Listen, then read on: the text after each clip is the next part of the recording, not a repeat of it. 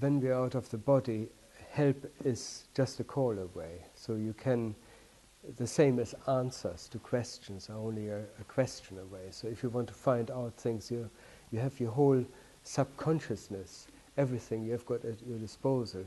And you can tune into these levels of consciousness and ask a question. You will probably find the answer. Or if you want help, you will attract the help to you. And I became aware that these helpers were available. And even when I didn't call them, for example, I was always aware that there was some sort of presence around me, a benevolent presence with a sense of humor. For example, when I tried to learn to fly, which everybody will inevitably come across, I started flapping my wings and I must have looked ridiculous. And I only managed to hover about 4 feet above the ground, and then I was struggling. And I could hear sort of somebody chuckling and having fun at my expense. And then I suddenly said, oh, well, don't just stand there, you know. And suddenly I had this mighty push, and I was shoved in, you know, into the air. This is amazing energy, you know. And then I heard this sort of laughter behind me, but I couldn't see anyone. I just knew there was somebody there who sort of was on standby. Then later on, I was enlisted by these presences to help other people who were stranded. And that was a very interesting experience in itself, because I was then escorted to various different sub-levels of consciousness, which are the more unpleasant areas. And very often we had to rescue some stranded souls, and some of it was quite distressing. Very recently, about a year or so ago, I was a little bit frustrated because I was, it seemed to be as if I was tied to the lower levels, and I was making a great effort to rise to a higher level. And just when I was about to lift off, I suddenly saw a group of people who looked like zombies. That's the only way I can describe it. And I felt a strange sadness, and I felt sorry for them. And they looked quite forlorn, not aggressive, but quite unattractive and really hideous, quite honestly. So I went over to one of the people, and it was just like out of a horror movie. The skin was missing. I could see the jaws through it. The eyes were just very hollow. It was like skin and bones. And I immediately, as I looked at the person, I could see her whole life in front of me.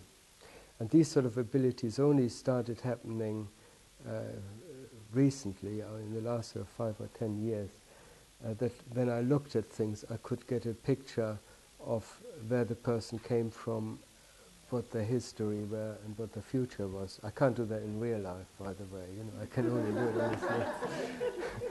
But it was quite interesting. I could see that this woman, who I sort of singled out of the group, she had been a prostitute, and she died of a heroin overdose. And she was very bitter and full of resentment and full of anger and hatred, and a lot of people, everything in the last part of her life was all based on hatred and anger. And there was literally no creative energy left in her which helped her in any way. So I started chatting to her, and I said to her, do you know where you are? And she said, well, I'm in a very terrible dream. It's a nightmare, and I don't know how to get out of it. I said, no, I'm sorry, but you are dead, I said to her. And she suddenly sort of became quiet. I said, don't worry about it, you know, it's not the end of the world, you know. So I said, look, come with me, I'll take you to a nice park around here. And I started explaining to her, you know, why she feels like she does, and I said to her, there are nicer things she can now focus on. And so I explained to her, and as we walked on, the landscape, which was very dreary before, became brighter, the light became brighter, the vegetation became more green and more blossoming, and also with every step we took, she suddenly became more like a human being, and all the skin disease, which looked like skin disease, all that sort of fell away. And gradually she looked like the person she was. And so we walked a bit further, and we talked, and she told me about her past and how she regretted her mistakes and everything she did.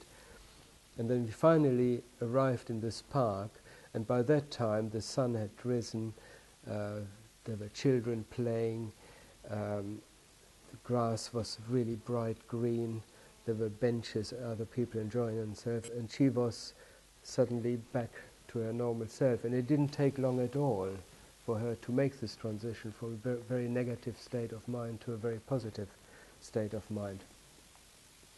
On the other hand, there is no guarantee for people who die that they make such a quick transition. And a very tragic experience was that of my mother. My mother died of a stroke, and we didn't realize that the last few years of her life she was in a very severe depression, and I only saw her once a year. And she always made a tremendous effort not to let on that she was depressed. And it was only after she died, and a few years later, that I found out the reason for her state of mind. And she was in a very unhappy marriage to her second husband. And the whole thing came together through when I talked to neighbors and everything, and my brothers didn't know, and we felt absolutely terrible when we found out that she was very, very depressed. And then when I was out of my body and I tried to make contact with her, she was in a misty environment and covered with a blanket of which you just couldn't penetrate. And the only person I could see when I visited her was her mother, who was always with her, my grandmother. And I said, "What's the matter with her?" She said, "Well, she is depressed. We can't get her out of this state of mind." And this lasted for about 4 years after she died. And occasionally I would go through her and try to talk to her, try to hug her, but there was no way I could penetrate this cloak she had cast around herself. Until finally, about 5 or 6 years later, she managed to escape from this, and I described the scene in the book. When I finally met her, she was like her old self. Now, after I wrote the book, I met her 3 or 4 more times, and there was a tremendous transformation in her personality. And I don't know how many of you have watched these sort of makeover programs where people sort of 10 years younger or whatever. My wife always watches them, and I have to watch them myself. So, so it's a bit like a total makeover, you know, where people go in one way and then they come out. And the last time I saw her,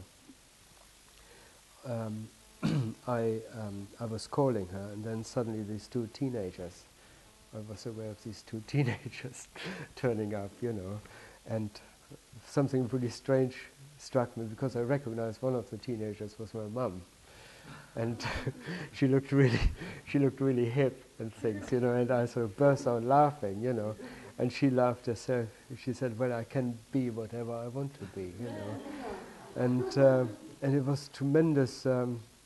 A tremendous joy to see her, not just liberating herself from her constraints, but being totally the person she always wanted to be.